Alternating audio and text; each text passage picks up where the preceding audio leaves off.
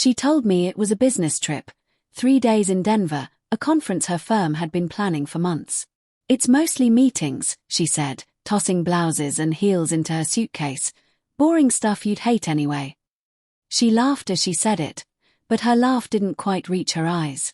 I stood in the doorway, arms crossed. You've been traveling a lot lately, I said.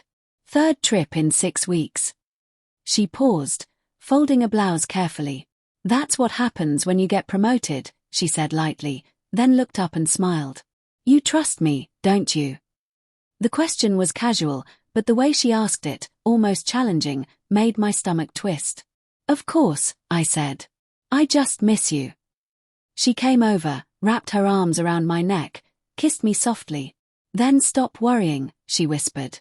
I'll call you every night. She didn't. The first night, her excuse was exhaustion. The second, bad Wi-Fi. By the third, she didn't answer my call at all. When she got back, something was off. She seemed distant, too careful with her words, too quick to change the subject whenever I asked about the trip.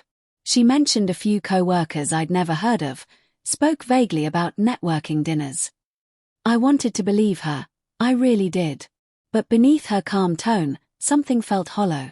The following week, I found her laptop still open on the counter. Her inbox was up.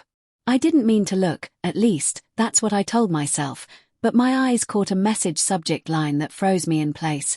Had an amazing time this weekend. The email was from someone named Ryan. I clicked before I could stop myself. The message was short. Next time, I'll book somewhere quieter. Still thinking about you.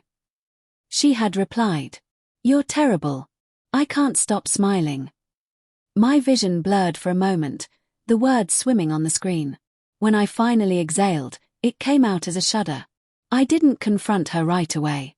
Instead, I spent the next few days replaying everything.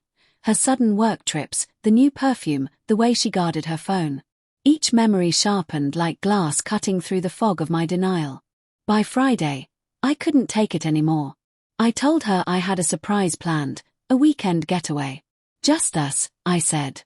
No phones, no work, no distractions. She hesitated, then smiled, though it looked forced. That sounds nice. We drove 2 hours to a resort just outside the city. I'd booked a room under her name, the same hotel chain her company used for conferences. The irony wasn't lost on me. At the front desk, the clerk greeted us warmly. Welcome back, he said to her with a professional smile. My wife froze. Back, she repeated, voice barely above a whisper. Yes, the clerk said, glancing at the computer. You were here just last week, right? Same company reservation. She let out a nervous laugh. Oh, yes, of course. The conference.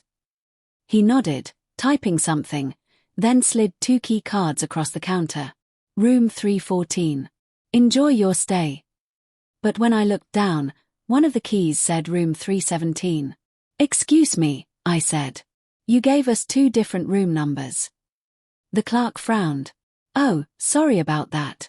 314 should be correct, unless you'd like the same room as last time. Her face went pale. The same room? I asked quietly. The clerk hesitated. Yes, 317. That's what's on record. She reached out quickly, grabbing my hand. Let's just go, she said, her voice trembling slightly. It's been a long drive. But I didn't move. Give me both keys, I said, my voice steady. Daniel. Now. She hesitated, then handed them over. I turned and walked toward the elevators, the carpet muffling my steps.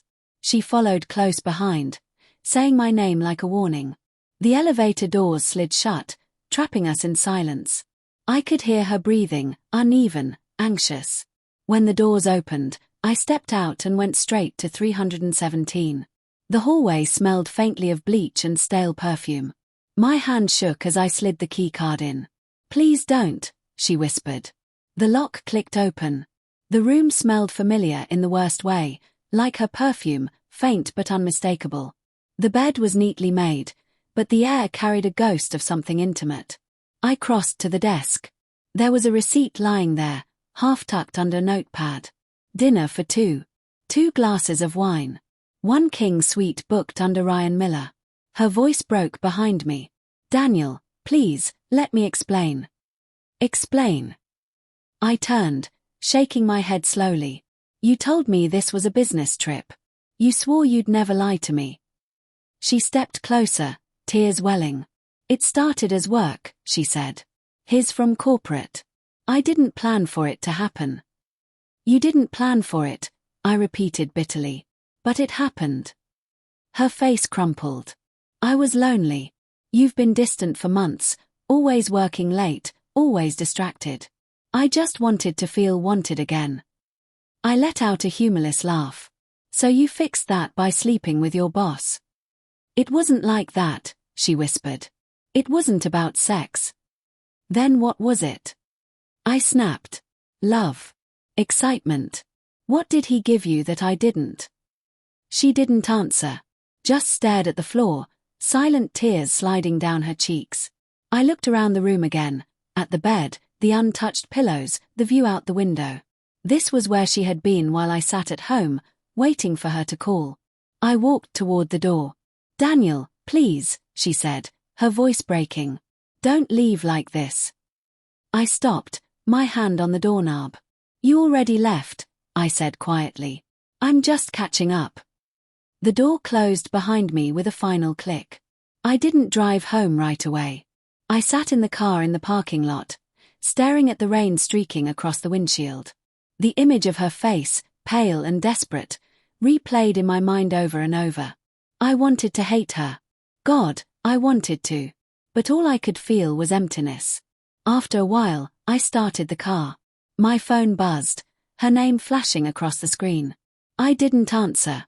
The next day, she sent me a message. I'm sorry. I'll move out for a while. Please don't tell anyone. I didn't reply. A week later, I got an envelope in the mail from the hotel. Inside was a typed note on corporate letterhead. We apologize for the confusion regarding your stay. Our records show multiple bookings under your account last month. Please contact us to confirm future reservations. Multiple bookings. I folded the letter, slid it back into the envelope, and placed it in a drawer. I didn't need to read more. Somewhere between truth and betrayal, between love and resentment, a part of me still wanted to believe her, that maybe she'd gotten caught in something bigger than herself. But every time I closed my eyes, I saw that key card. The wrong key. The one that told me everything I needed to know.